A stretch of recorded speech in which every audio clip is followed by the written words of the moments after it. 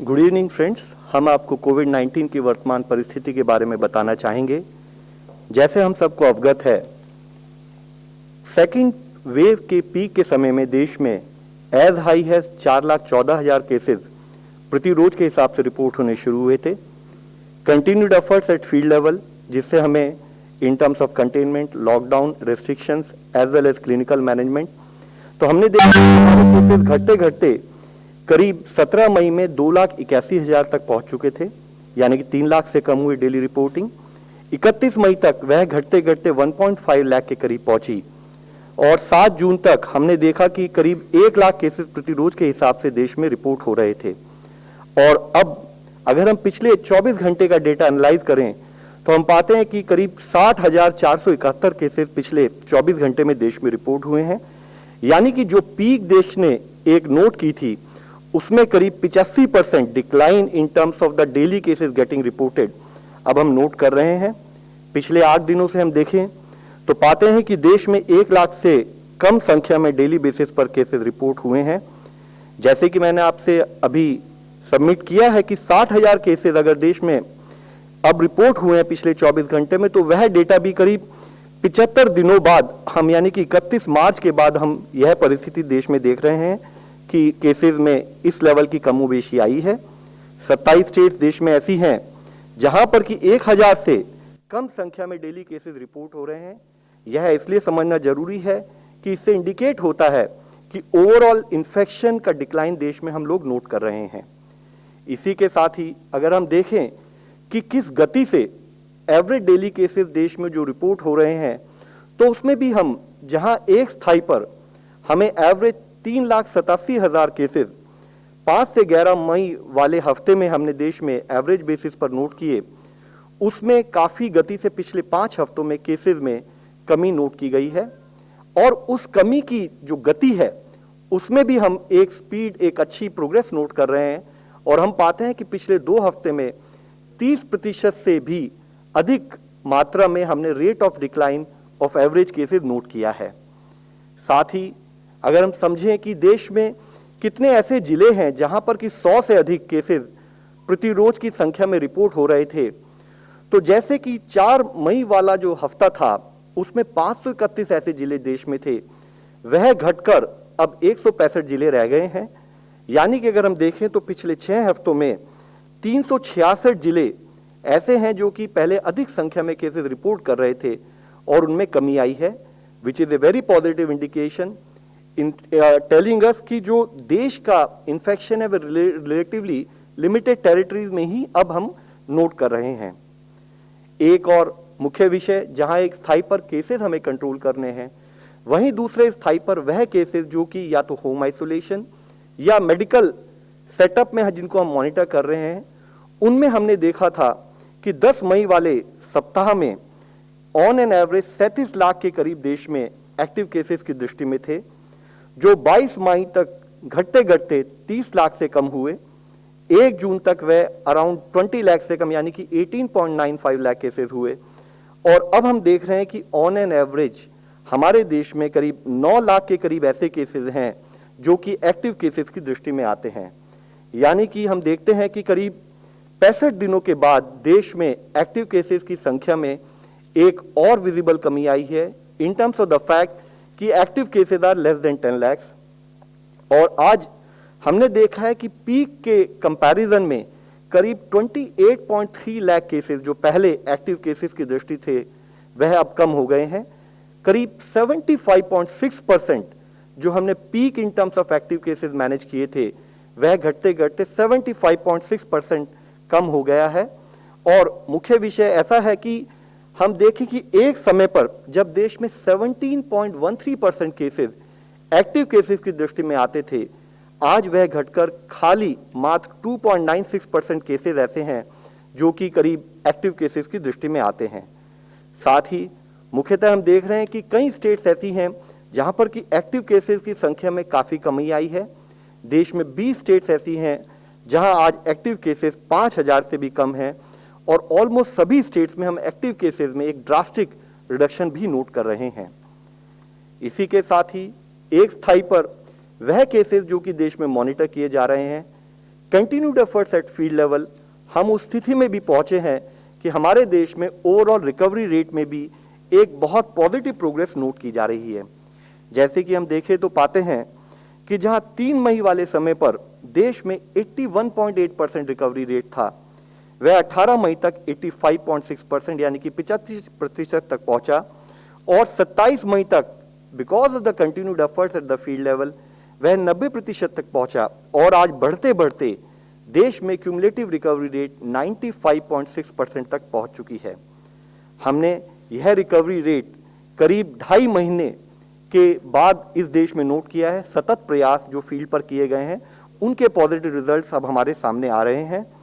मुख्यतः इसमें भी हम देखते हैं कि ऑलमोस्ट सभी स्टेट्स में recovered cases are more than the daily cases which are getting reported, यानी कि एक्टिव केसेस की संख्या में कंटिन्यूड बेसिस पर कमी पाई जा रही है। एक मुख्य विषय और हम आप लोगों की दृष्टि में लाना चाहेंगे। अगर आप देखें कि पिछले 24 घंटे में देश में 1,17,525 रिकवरीज हुई हैं, तो यह करीब 2 गुनी है जो कि देश में टोटल केसेस रिपोर्ट हुए हैं। और बहुत सी स्टेट्स ऐसी हैं जहां पर रिकवरी में एक drastic improvement on A continued basis note किया जा रहा है। हम सबको अवगत है, जब एक स्थाई पर देश में केसेस की संख्या बढ़नी शुरू हुई तो अर्ली आइडेंटिफिकेशन पर फोकस करते हुए जहां हम लोग करीब 7.9 lakh test per day on an average कर रहे थे करीब मार्च के समय में, उसको हमने बढ़ाकर एज हाई है 21.35 lakh average testing per day के औसत से लेके आए। और जब देश में 70-75% केसेस में कमी नोट की जा रही है, तब भी टेस्टिंग पर कंटिन्यूड फोकस बनाते हुए पिछले एक हफ्ते में औसतन 18.78 lakh test on a daily basis किए जा रहे हैं।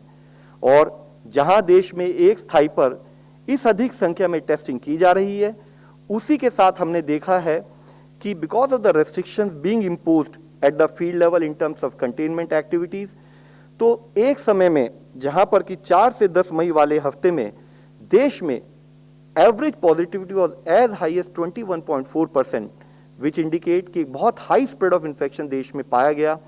वह घटते घटते पिछले 5 हफ्तों में करीब 4.8% औसतन हो गई है, यानी कि 78% decrease in the overall case positivity which was noted during the peak time of the second wave। इसमें भी मुख्य विषय यह है कि हम देखते हैं कि पिछले 8 दिनों से कंटिन्यूड बेसिस पर देश में 5% से भी कम पॉजिटिविटी नोट की जा रही है।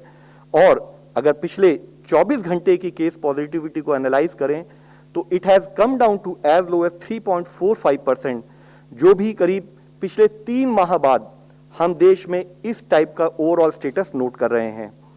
साथ ही हमने देखा है कि ऑलमोस्ट हर स्टेट्स में पॉजिटिविटी में जो ड्रास्टिक रिडक्शन हुआ है, उसके तहत 16 स्टेट ऐसी हैं जहां पर कि वीकली पॉजिटिविटी अब 5% से भी कम हो गई है। ऐसी बड़ी स्टेट जो कि देश की बड़ी जनसंख्या कॉन्स्टिट्यूट करती हैं, वहां पर तो एज लो एज 1.52% पॉजिटिविटी भी पिछले 24 घंटे में नोट की गई है। एक मुख्य विषय हम सब इससे पहले चर्चा करते आए हैं और इससे पहले भी इस फोरम, इस मंच के द्वारा इस विषय में कई बार बात की गई है। एक भय का वातावरण क्रिएट किया गया हुआ, वह यह है कि एक स्थाई पर लगा कि हमारे बच्चे, हमारे युवा, वह बहुत अधिक संख्या में सेकेंड वेव में पॉजिटिव आए हैं। और उसी से लिंक एक इशू ये बनाया गया कि हो सकता है अगर कभी थर्ड वेव आती है तो तब हमारे बच्चे उसमें ज़्यादा इन्फ्लुएंस हो सकते हैं, उसमें ज़्यादा इन्फेक्ट हो सकते हैं। इसी मंच के द्वारा तकनीकी स्थाई पर काफ़ी डिटेल में इस विषय पर एक्सप्लेन किया गया है कि बच्चे इन्फेक्ट हो सकते हैं, लेकिन उनका जो सीवियरिटी है वह कम रहती है। लेकिन क्योंकि बच्चे अवेलेबल हैं as a susceptible population to be infected, तो अगर घर के बड़े भी बाहर जाते हैं और बाहर जाकर वह इन्फेक्ट होकर घर में बच्चों के साथ मिलते हैं, प्रिकॉशंस को फॉलो नहीं कर सकते, तो बच्चे इन्फेक्ट हो सकते हैं। लेकिन उसके लिए भय के वातावरण की जरूरत नहीं है। जरूरत है बच्चों को अवेयर करना, जरूरत है समाज में हर फैमिली को अवेयर होना। इसी विषय में मैं आप लोगों की दृष्टि में लाना चाहूंगा कि अगर आप देखें जो हमारा युवा पॉपुलेशन, यानी 21 से 30 साल, 31 से 40 साल और 41 से 50 साल के जो हमारा युवा वर्ग है, तो अगर पिछले साल उसमें 21.21%, 21.23% and 17.3% in different age group में केसेस आए, तो उसी के समानांतर हमने देखा है कि इस बार की वेव में भी 22.49%, 22.7% एंड 17.26%, यानी कि उसी अनुपात में इन्फेक्शन उस पर्टिकुलर एज ग्रुप में नोट किया गया। इसी तरीके से अगर हम चाइल्ड ग्रुप को नोट करें तो जैसे 1 से 10 साल में पिछले साल करीब 3.28% केसेस में इन्फेक्शन पाया गया, उसी के अनुपात में सेकेंड वेव में 3.05% पाया गया। साथ ही 11 से 20 वर्ग में अगर हम देखें कि 8.03% लोग इन्फेक्ट हुए, तो उसी के प्रोपोर्शन में 8.57% पॉपुलेशन इस पर्टिकुलर एज ग्रुप की सेकेंड वेव में भी इन्फेक्ट हुई। हम आपके द्वारा यह विनती करना चाहते हैं, हमें सतर्क रहना है, हमें हर एज ग्रुप के लिए सतर्क रहना है, लेकिन भय का वातावरण क्रिएट ना हो। आज भी वह पॉपुलेशन जो इन्फेक्टेड नहीं है, अगर वह प्रिकॉशन नहीं लेगी तो वह इन्फेक्शन के लिए ससेप्टेबल है। तो हम उसके अंतर्गत जो चर्या करनी है, जो कार्य करना है, उस पर अपना फोकस बनाए रखें और साथ में एक जागरूकता अपने समाज में हर स्थाई पर लाएं कि जिससे हम इन्फेक्शन के फैलने को रोक सकें। साथ ही एक और मुख्य विषय, एक पॉजिटिव न्यूज हम आप लोगों की दृष्टि में लाना चाहते हैं। फील्ड स्थाई पर हमारे कार्यकर्ताओं के एफर्ट्स ने government of India, state government के कंबाइंड एफर्ट्स के साथ करते हुए हम लोगों ने 26 करोड़ का एक benchmark in terms of overall vaccine doses आज कंप्लीट किया है। मध्याह्न आज हमने आफ्टरनून के समय में यह फिगर भी कंप्लीट किया कि 26 करोड़ से ज्यादा लोग इस देश में वैक्सीन डोजेज ले चुके हैं, जिसमें health care worker, frontline worker, people above 45 years of age जो कि हमारे प्रायोरिटी ग्रुप्स हैं, उनमें 1.7 crore doses, 2.58 crore doses and 17.24 crore doses भी उनको दी जा चुकी हैं। हमारे सतत प्रयास है, हमने आपको इससे पहले भी अवगत किया है कि एक स्थाई पर वैक्सीन का प्रोडक्शन बढ़ाते हुए, दूसरे स्थाई पर फील्ड में काम करते हुए हम वैक्सीन को एज ए स्ट्रैटेजी चाहते हैं कि सब लोग जब भी वैक्सीन अवेलेबल हो, particularly priority age group, vaccine को लगवाएं और अपने आप को सुरक्षित रखने में हमारी सहायता करें। इसी के साथ ही एक और विषय मैं आप लोगों की दृष्टि में लाना चाहूँगा। हम सबको अवगत है, अब हम केसेस में एक रिमार्क्ड, एक मेजर चेंज नोटिस कर रहे हैं, एक रिडक्शन नोट कर रहे हैं। हर जिले में, हर स्टेट में अब कुछ हद तक रेस्ट्रिक्शंस को कम किया जा रहा है। ऐसे समय में जब रेस्ट्रिक्शंस को कम किया जा रहा है, तो इससे पहले भी हमने कई बार इस विषय पर चर्चा की है कि जरूरी है कि हम एक कम्युनिटी इन्वॉल्वमेंट से और इस बीमारी के बारे में समझते हुए क्या हमें अपना बिहेवियर अपनाना है, उसमें कोई कोताही ना हो, उसमें कोई कमी ना हो। जिसके लिए जरूरी है कि अब हमारा युवा वर्ग हो, वह अगर बाहर भी निकले, कोई भी ट्रैवल करे या कोई पब्लिक ट्रांसपोर्ट का इस्तेमाल करे, तो उसको क्या प्रिकॉशंस रखनी है, यह बहुत आवश्यक है। नहीं तो जैसे कि कई बार कहा गया है, जो कुछ संजोया है, जो कुछ पाया है, वह हम फिर से खो सकते हैं। इस बीमारी के बारे में माननीय प्रधानमंत्री जी ने कहा है कि इनविजिबल एनिमी है। इसको हमें कंट्रोल करने के लिए पूरी प्रिकॉशन सतत तरीके से लेनी पड़ेगी, जिसके लिए हम आपसे रिक्वेस्ट करना चाहते हैं और आपके द्वारा सबसे रिक्वेस्ट करना चाहते हैं कि जहां तक हो सके ट्रांसपोर्टेशन, पब्लिक ट्रांसपोर्टेशन का यूजेज कम करें। जरूरी हो तो वॉक के थ्रू या साइकिलिंग कर लें। अगर कभी आप पब्लिक ट्रांसपोर्ट का इस्तेमाल भी करना चाहें तो हम आपसे विनती करते हैं कि रश आवर्स को अवॉइड करें, ऐसे समय पर ट्रैवल करें जिस समय पर भीड़ कम हो। साथ ही अगर कोई क्राउडेड बस हो या ट्रेन हो तो जरूरी है कि हम थोड़ा समय वेट कर लें जब नेक्स्ट बस या ट्रेन आए, ताकि भीड़ में हमें चलना ना पड़े। जरूरी है कि रेस्पिरेटरी हाइजीन का हम फॉलोअप करें, जिसमें कि मुख्य विषय है कि अगर हमें कोई कफिंग हो या स्नीजिंग हो तो हम अपनी एल्बो से उसको प्रोटेक्ट करें ताकि ड्रॉपलेट्स इधर उधर ना फैलें।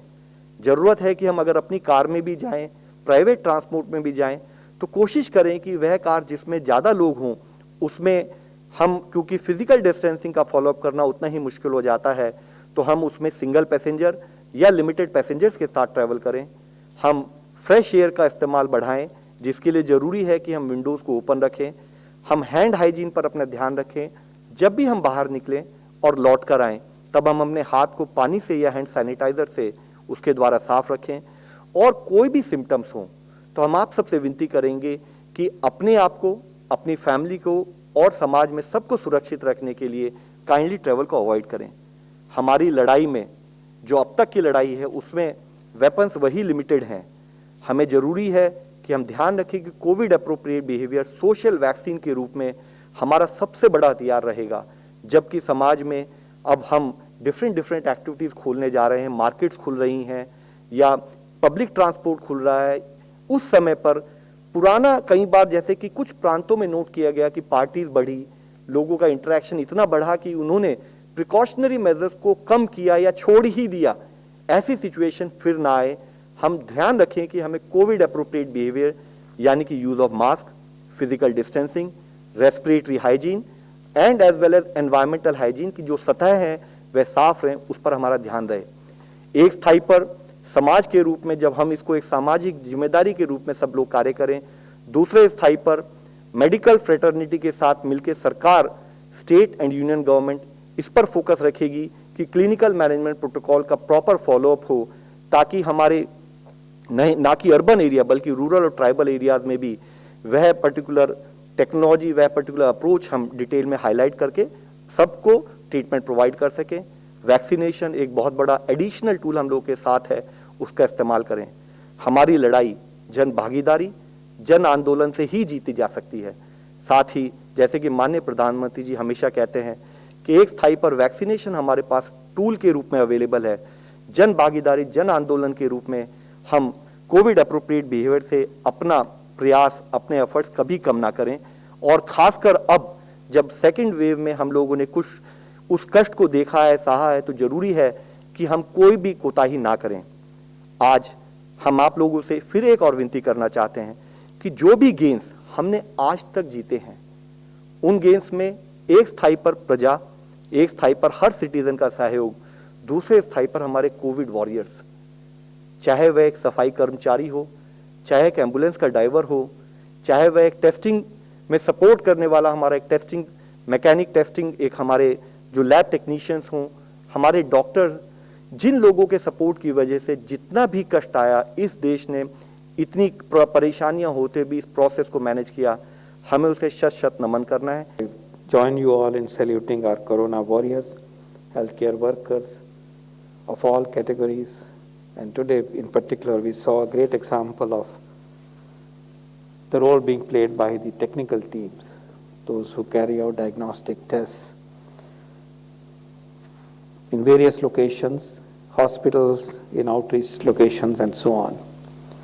But there's a large group of people who are working as a team in this regard: nurses, doctors, sanitation workers, ambulance workers, receptionists, the helpers in wards, and so on and so forth. And of course, we also like to salute the frontline workers, the security personnel, municipality workers, and people who are engaged in disaster control activities, the partnership coming from the NDMA and so on and so forth, and people at large, people who are mobilizing others, looking after their needs in difficult times. We salute them all today. Thank you. Thank you for this very nice, very beautiful video. Essentially 2 points. Firstly, let me take you from Love Agarwal ji, that as we are opening up, our responsibility, our discipline becomes very, very important. And today you saw again a very nice clipping and a nice collage of tasks that we should be performing and being careful about during commuting, travel. Very practical aspects are shown, and I like that to be shared widely, because in a very nice, clear way, the principles of avoiding infection and not passing on infection, both aspects have been highlighted by simple precautions that we can embrace. इसी प्रकार जब market खुल रही हैं, हम याद दिलाना चाहेंगे कि हम भीड़ नहीं करेंगे, हम दूरी बनाएंगे, हम अपनी बारी की वेट करेंगे, बंद माहौल में कम लोग रहें, यही हम सबके लिए अच्छा है। दुकान के बाहर खड़े हों तो दूर दूर खड़े हों, और दुकान वाले भी, दुकान में मदद करने वाले भी, और जो क्रेता है, कंज्यूमर है, क्लाइंट है, वो सब मास्क पहनेंगे और अच्छी तरह से मास्क को पहनेंगे, ठीक तरह से मास्क को पहनेंगे. We are duty bound to conduct ourselves in that manner. इसके अलावा जो हमारा efforts are testing, efforts are containment becomes even more important. याद दिलाना चाहेंगे कि अब वायरस की ट्रांसमिशन जो है वो काफ़ी लो है, दबी हुई है, और जब भी आप कहीं पे पॉजिटिव केस आए, उस पॉजिटिव केस को अलग करना है, उनके कॉन्टैक्ट्स को हमें अलग करना है, और जहां एक क्लस्टर केसेस का बनता है उस जगह को हमने कंटेन करना है, माइक्रो कंटेनमेंट जोन बनानी है, उस एरिया को पेरीमीटर कंट्रोल करके अलग रखना है. ये याद दिलाना जरूरी है, क्योंकि अगर हम इसी तरह से वायरस की पहुंच को लोकलाइज करेंगे, बाहर नहीं फैलेगी. ये मुश्किल स्टेप है, बहुत कोऑपरेशन चाहिए, एनफोर्समेंट चाहिए. कई दिनों तक वो एरिया जो है वो अलग हो जाता है, उसमें एसेंशियल सर्विसेज चाहिए, मदद चाहिए, 14 दिन 21 दिन. लेकिन वो एक कारगर तरीका है वायरस कंटेनमेंट का, और उसकी जिम्मेवारी समाज की भी है और सिस्टम की भी है. दोनों के जुड़ने के साथ ही ये संभव हो सकता है कि कंटेनमेंट कैसे किया जाए. जब बहुत ज्यादा फैल जाता है तो ये कंटेनमेंट मुश्किल हो जाता है कि कितने बड़े एरिया को बंद करें. इसीलिए पर्टिकुलरली याद दिलाना चाहूंगा, I like to remind that now when we surveil the presence of the virus, occurrence of cases, we must, after testing, after identifying a hotspot, we must invoke the principle of containment effectively. अभी हमें वो थोड़ा थोड़ा करना पड़ेगा, थोड़ी थोड़ी localities में करना पड़ेगा, और संभव है कि उसको वहीं सप्रेस कर देंगे. इतना सीख लिया है हमने कि जल्दी पकड़ो तो काबू में रहता है, देर हो जाती है तो बढ़ता जाता है, इतना फैलता तो फिर स्पीड बढ़ जाती है. And let's also remind ourselves कि जो हम वेरिएंट्स के साथ डील कर रहे हैं वो पुराना ओरिजिनल वेरिएंट्स की बजाय हम अब जानते हैं क्लियरली कि रिलेटिवली हाईली ट्रांसमिसिबल है, फैलता है. तो इसलिए उस एफर्ट में, कंटेनमेंट के एफर्ट में हमें और भी चौकस रहना पड़ेगा. और इसी प्रकार अपना behaviour, social distancing, physical distancing, mask की भी जिम्मेवारी हमें ये लेके एक्स्ट्रा प्रिकॉशन लेनी चाहिए कि ये वाला जो वायरस है ये ज्यादा चालाक वायरस हो गया है 2020 के मुकाबले में.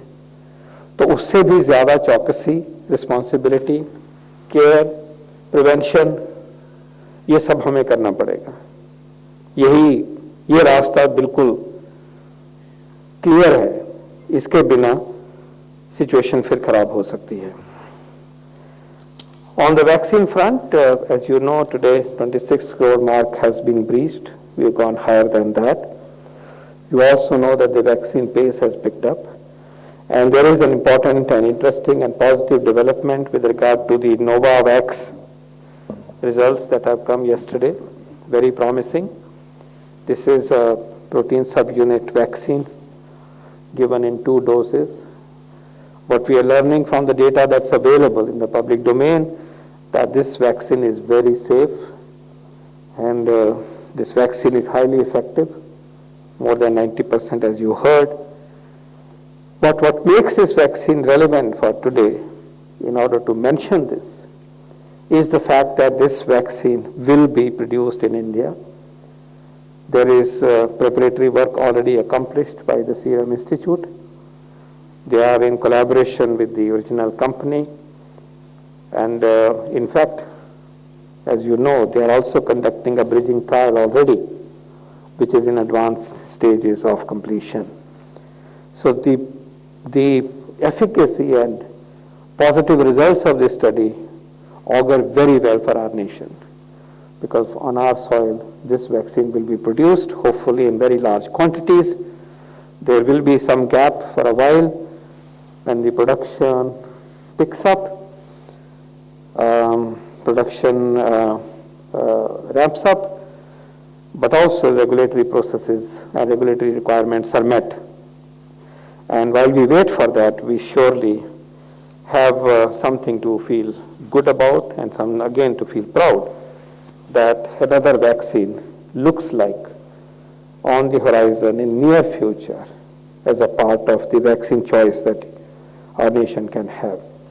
So I congratulate the team which is already engaged in establishing production capacity in our country, and also hoping that they will complete the trial as scheduled. And I'm also hoping that they would also start in good time trials in children, because now that we have the safety data in adults, it is time without delay for us to start trials or the bridging trials or complementary trials in pediatric population, which, as you know, is of special interest to all of us. So it's a good development. The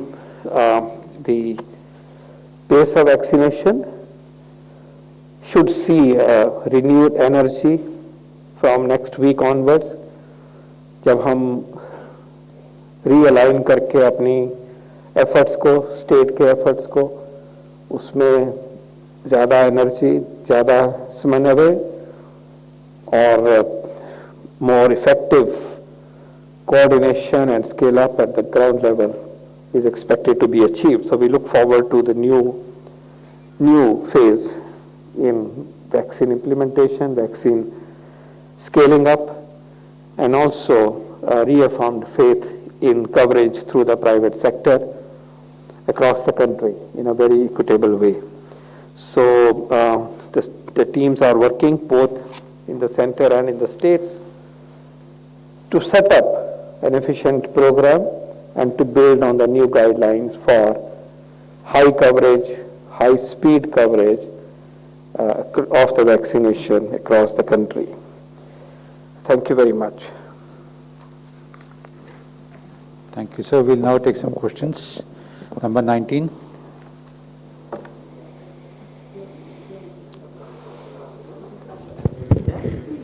sir, delta plus के बारे में कोई जानकारी अगर आप दे पाएं कि किस तरह का अभी तक है यहाँ भारत में, कितना मिला और किस तरह की जानकारी आपके पास अभी उपलब्ध है सर? और एक और सवाल है सर, AEFI पर एक मौत की जो आई है, तो ऐसे और कितने पेंडिंग है केसेस की जो AEFI में कमेटी के सामने? तो पहले डेल्टा वेरिएंट के बारे में जो चर्चा पब्लिक डोमेन में आई है उसके बारे में बात कर सकते हैं। जैसे कि विदित है और दोबारा भी कहना चाहिए कि mRNA viruses जो हैं, they are particularly predisposed to errors in their application. When errors in the application of their RNA happen, the virus acquires new character to an extent, to a specific instance and extent. At times, this may be significant from the point of view of the disease. It could be in a region, particularly in spike protein region, which is on the virus, through which the virus attaches to the body, to the cell.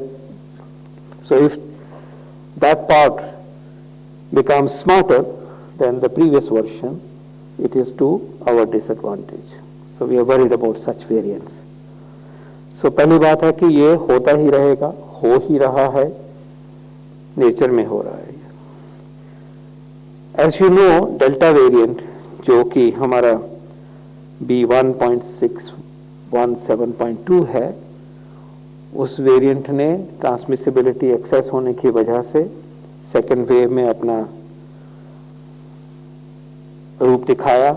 उस wave को intense करने में इस variant का बहुत role रहा है।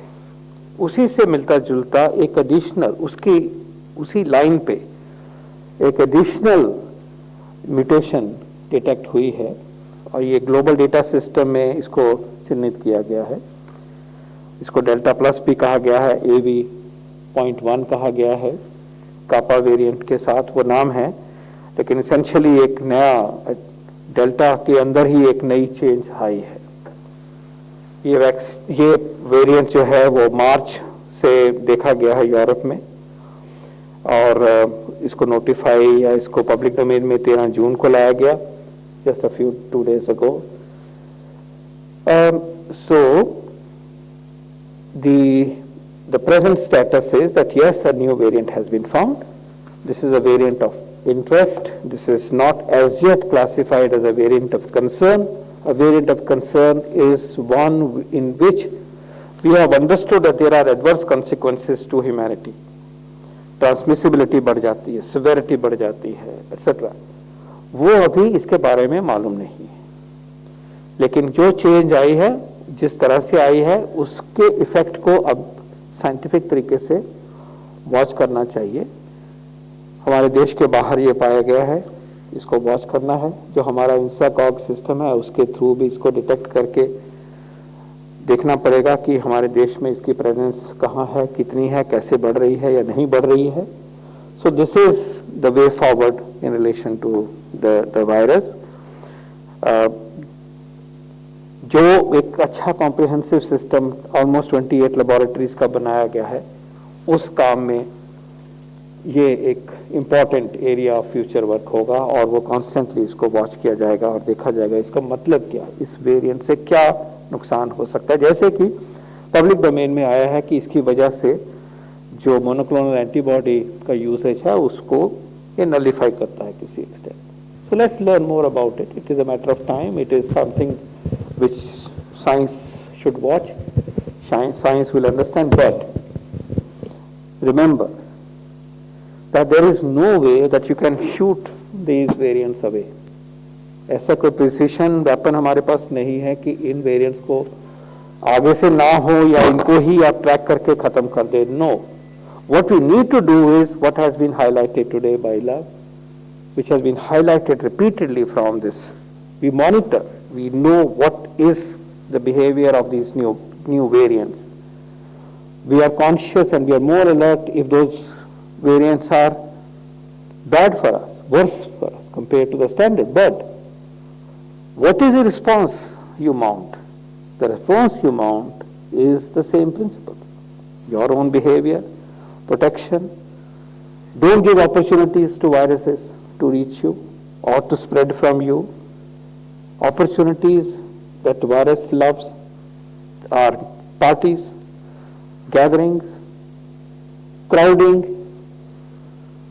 not wearing a mask, and so on and so forth. तो उसको करना होगा, टेस्टिंग को मेंटेन करना होगा, क्वारंटाइन करना होगा कॉन्टैक्ट्स को, पॉजिटिव केसेस को आइसोलेट करना होगा, कंटेनमेंट जोन बनानी होंगी, जो बीमार होंगे उनको लुक आफ्टर करना होगा, वैक्सीन देना होगा. लेकिन अगर हम चेन्स ऑफ ट्रांसमिशन को रोकते हैं तो ये वेरिएंट्स भी कम बनते हैं और चाहे कोई भी वेरिएंट हो उसका स्प्रेड नहीं आएगा. तो ये रूट कॉज, लव एक टर्म यूज करते हैं कि जो रूट कॉज है उसको पकड़ो. रूट कॉज क्या है? Chains of transmission. वो कैसे रोकेंगे कि एक से दूसरे तक नहीं पहुंचे, और बाई चांस पहुंच गई तो जिसको पास पहुंचे उसको अलग करो और जो उसके कॉन्टैक्ट्स हैं उनको भी अलग करो अपने तरीके से, जब तक कि उनका फैसला नहीं हो जाता है. और बड़े समूह में ऐसे है तो कंटेनमेंट करो. हमारे टूल्स वही रहते हैं और उन टूल्स में वैक्सीनेशन भी शामिल है और वैक्सीनेशन का स्केल अप भी होना चाहिए. So we are concerned about this for watching its significance and to see and track how this variant progresses in other countries globally, and if it has presence in India, where all it is there, for that our system will respond. At the same time, please be, it's another reminder to us कि जो behaviors हमें बचाते हैं pandemic से, individual को, society को, उनके ऊपर हमारी कोई लापरवाही नहीं हो सकती. Thank you. Number 15. Yeah, with your permission, sir, I'd just like to highlight one small aspect.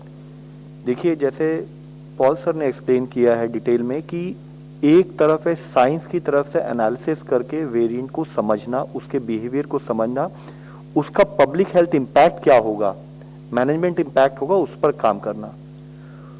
उसको करते हुए भी हमारे principles of management of Covid मुख्यतः 5 हैं. One is, we always keep talking about it, Covid management is more of same. जो हमने पहले किया वही अब करना है, नए प्रिंसिपल्स नहीं है, उन प्रिंसिपल्स को कंटिन्यूड बेसिस पर करना है। एक दिन की गड़बड़ उससे इंफेक्शन फैल जाएगा। प्रिंसिपल्स वही हैं, early testing, focus on test, tracking, infection को फैलने देने, कंटेनमेंट पर काम करें, टेस्टिंग, ट्रैकिंग, ट्रीट। अगर कोई पेशेंट बीमार हो भी जाए किसी कारणवश, चाहे होम आइसोलेशन या हॉस्पिटल सेटिंग में उनका प्रॉपर ट्रीटमेंट हो। चौथा, नए सपोर्ट के रूप में फोकस ऑन वैक्सीनेशन। और पांचवा और सबसे मुख्य, कोविड अप्रोप्रिएट बिहेवियर। तो हम आपके द्वारा, जब आपने वेरिएंट के बारे में बात की, आपसे सबसे फिर से रिक्वेस्ट करना चाहेंगे, ये 5 प्रिंसिपल्स हमें फोकस करने कंटिन्यूड बेसिस पर जरूरत है, क्योंकि वायरस नहीं थका है। हम कह सकते हैं कि हम 1 साल 5 महीने से इसके लिए लड़ रहे हैं, लेकिन ये हमारे लिए सुलेस नहीं हो सकता, हमें कंटिन्यूड बेसिस पर काम करना है। दूसरा, आपने एडवर्स इवेंट के बारे में पूछा है, तो मैं इसको 2 पार्ट में डिवाइड करना चाहूंगा। एक बहुत बार एक प्रश्न आता है कि हम कोविन प्लेटफॉर्म यूज कर रहे हैं, रूरल अर्बन डिवाइड की बात होती है, या हम इसकी बात करते हैं कि भाई अब हमारे बताइए एडवर्स इवेंट कितनी हुई हैं। तो सबसे पहले हमें ये समझना जरूरी है, चाहे गवर्नमेंट सेक्टर हो, प्राइवेट सेक्टर हो, सारा वैक्सीनेशन एक आईटी प्लेटफॉर्म के लिए क्यों जरूरत है, एक आईटी प्लेटफॉर्म के थ्रू मैनेज क्यों करना है।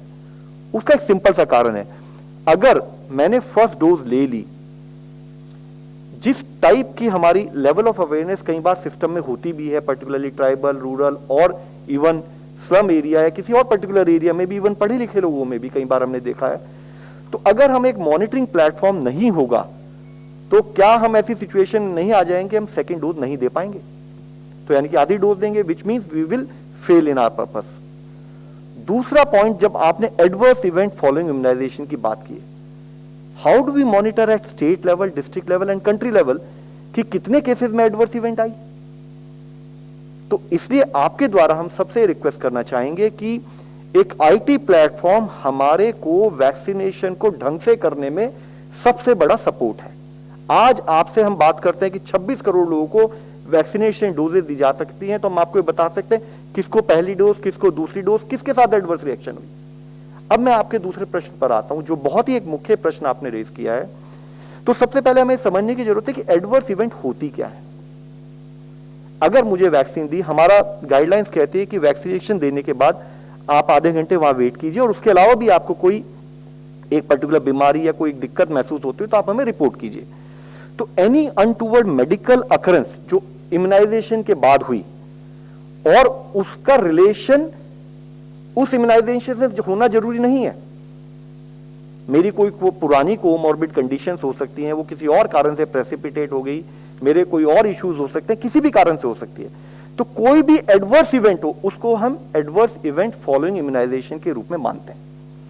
जब वह रिपोर्ट होती है, उसके बाद उसकी कॉजेलिटी एनालिसिस की जाती है कि ये एडवर्स इवेंट क्या वैक्सीनेशन की वजह से हुई या इसके पीछे कोई और कारण था, जिसमें उस पेशेंट का प्रोफाइल स्टडी किया जाता है, उसकी कोमॉर्बिड कंडीशंस और बाकी सारे पैरामीटर्स को, उसके कोई और डिसेबिलिटी थी या कोई और कारण था, उसको स्टडी किया जाता है। सारी एडवर्स इवेंट फॉलोइंग इम्यूनाइजेशन को 2 पार्ट में डिवाइड किया जाता है। Is it A minor adverse event और इज इट ए सीवियर और सीरियस एडवर्स इवेंट। फिर उसको पूरे प्रोसेस को till the logical and monitor किया जाता है, डिस्ट्रिक्ट लेवल पर, इम्यूनाइजेशन ऑफिसर, स्टेट लेवल पर, और बाद में डिस्ट्रिक्ट और स्टेट के ऑफिशियल्स और नेशनल लेवल के ऑफिशियल उसमें कॉजेलिटी एनालिसिस करते हैं कि इसका कारण क्या था। तो इसके पूरे प्रोसेस हमें समझना है। तो यानी कि अगर हम ये कहते हैं कि एक एडवर्स इवेंट हुई, तो एडवर्स इवेंट वैक्सीनेशन की वजह से हुई, ये चीज, ये भ्रम हमें नहीं रखना है। इसी से लिंक्ड एक पॉजिटिव चीज हम आप लोगों की दृष्टि में फिर से लाना चाहेंगे कि जो देश ने हमारे वैक्सीनेशन अप्रूव की हैं, जो वैक्सीन अप्रूव हुई हैं, उनका सेफ्टी पैरामीटर्स बहुत अच्छे हैं। डेटा ने ये हमारे सामने रखा है कि अब तक जब मैं आपके सामने जो डेटा लाना चाहूं, जब 23.5 करोड़ डोजेज दी जा चुकी थी देश में, तब adverse event following immunisation leading to death is only 0.0002%. It is as low as 0.0002%.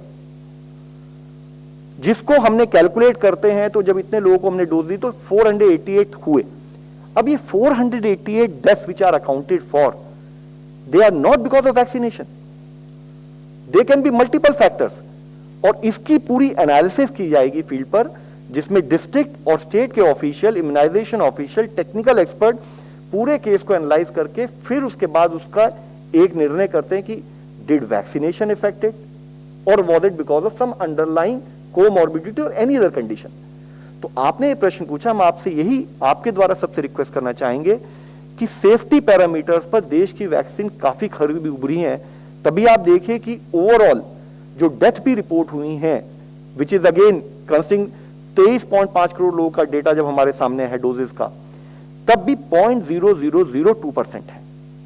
तो आपके द्वारा हम सबसे ये कहना चाहेंगे कि जो वैक्सीन हमारा एक वॉर का एक हमारा एक आर्मेमेंटेरियम है जिसको हमारे हम यूज करना चाहते हैं, उसको जिसको भी जब उस प्रांत में वैक्सीनेशन सेंटर लगे तो वह वहां जाकर वैक्सीन लगवाए। Number 15.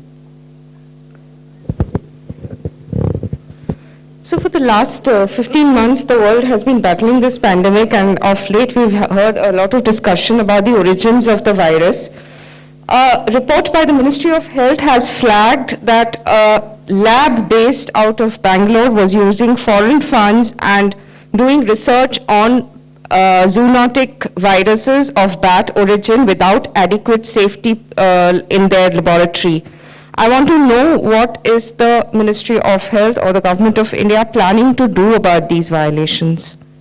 See, any research in India have to follow a process. अगर हमारी दृष्टि में कोई भी ऐसी इवेंट आएगी जिसमें कि अगर कोई प्रोसेस फॉलो नहीं किया जाएगा, उसकी डिटेल में जाकर उसके लिए क्या एक्शन लेना चाहिए, क्या प्रिकॉशनरी स्टेप्स लेने चाहिए, क्या एडिशनल स्टेप्स लेने चाहिए, उन सब पर कार्य होगा। आपने जो मुख्य विषय बताया है कि जूनोटिक डिजीजेस, तो आज जरूरी है कि हमारी जितनी लैब्स का सपोर्ट स्ट्रक्चर है वो हमें और सपोर्ट करे कि हम जूनोटिक डिजीजेस के बारे में और डेप्थ में जा सकें, समझ सकें, ताकि not only this pandemic, future pandemic के लिए हमारे साइंस के सपोर्ट से हम उनको ढंग से मैनेज कर पाए।